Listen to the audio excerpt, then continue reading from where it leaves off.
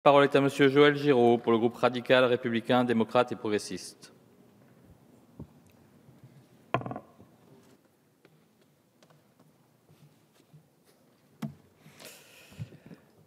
Merci Monsieur le Président, Madame la Ministre, Messieurs les secrétaires d'État, Madame la rapporteure spéciale, Monsieur le rapporteur pour avis, chers collègues. Nous examinons donc en séance les crédits et les articles rattachés à la mission « Relations avec les collectivités territoriales ». Le contexte est ardu pour nos collectivités, puisqu'en première partie, nous avons voté une nouvelle baisse de 3,67 milliards d'euros des prélèvements sur les recettes à leur profit. C'est dans ce contexte que le gouvernement avait présenté une réforme structurelle de la DGF, selon les recommandations du rapport de notre collègue et rapporteure spéciale Christine Pires-Beaune, dont je tiens à saluer au nom de mon groupe la qualité et le sérieux du travail accompli. J'avais rejoint notre rapporteur en commission élargie sur la nécessité de mettre en place une réforme d'équité de la DGF au moment même où les crédits baissent et où donc les inégalités structurelles se font encore plus ressentir. Je m'étais donc formellement placé du côté des réformateurs, ce qui est logique pour un Vaudois. Toutefois, devant la promesse de la constitution d'un groupe de travail parlementaire transpartisan des deux chambres, qui, je l'espère, va être confirmé par le gouvernement, la promesse que cette réforme ne sera pas remise aux calendes grecques et surtout la prise en compte des principales revendications que je porte avec le groupe 2RDP, je finis par convenir avec vous de l'opportunité de la méthode du retrait qui, je l'espère, à l'image de celle du docteur Ogino, permettra d'accoucher collectivement d'une belle réforme d'équité et de justice d'ici 6 mois. Sur la réforme de la DGF en 2017, j'ai plusieurs observations de fond.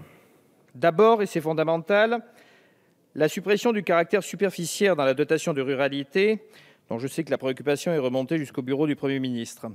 En effet, la réforme n'a pas retenu le critère de superficie dans le calcul de la dotation. Ce critère prenait en considération la situation particulière des communes de montagne, mais également de très grandes communes qui existent de la Camargue à certaines îles.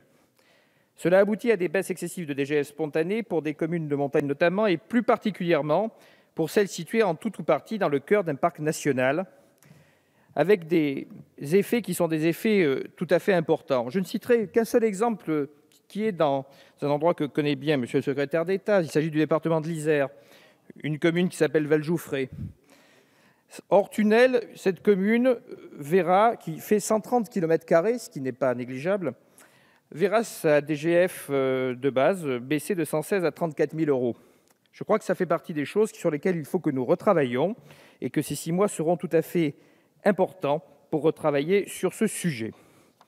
Il est question d'ailleurs de 50% des communes de montagne impactées à la baisse dans cette réforme, ce qui pourrait contredire les engagements du Premier ministre lors du Conseil national de la montagne.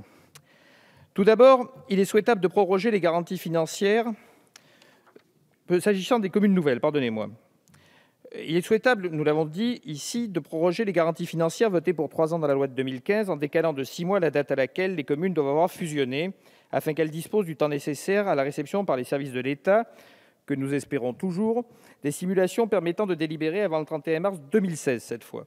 Ensuite, je souhaite attirer votre attention sur un point crucial, c'est-à-dire que soient maintenues durant les 3 années ces garanties financières dans l'hypothèse fréquente où une commune tiers rejoint cette commune nouvelle dans la même période.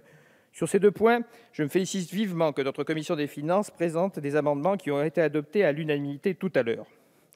Le sujet ensuite des villes de 10 à 50 000 habitants qui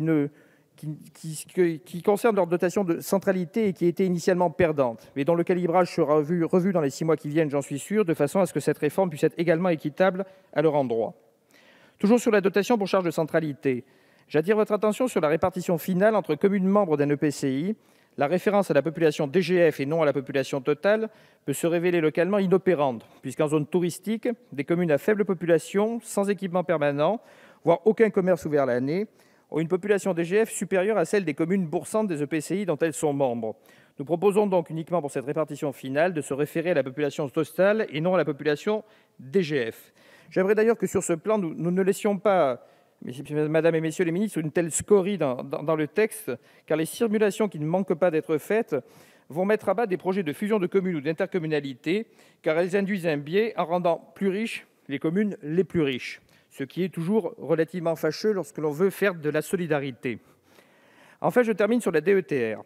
En 2015, suite à la mobilisation des députés de la majorité, les crédits ont été majorés de 200 millions d'euros par voie d'amendement pour être portés à 815 millions.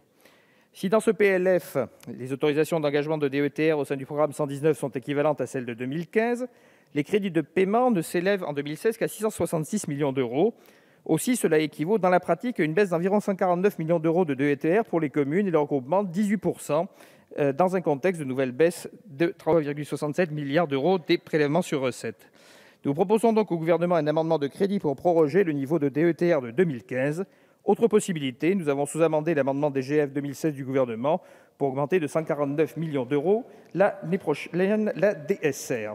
En tout état de cause, je n'aimerais pas que la réforme de la DGF et la nécessaire équité reviennent un petit peu à ce qu'était la notion médiévale de la chimère, vous savez, ces fameux désirs irréalisables. Et j'aimerais beaucoup qu'à l'issue de ces 6 mois, nous puissions arriver enfin à une réforme équitable dans ce pays. Merci, Monsieur Giraud. La parole est à Monsieur Nicolas Sansu pour le groupe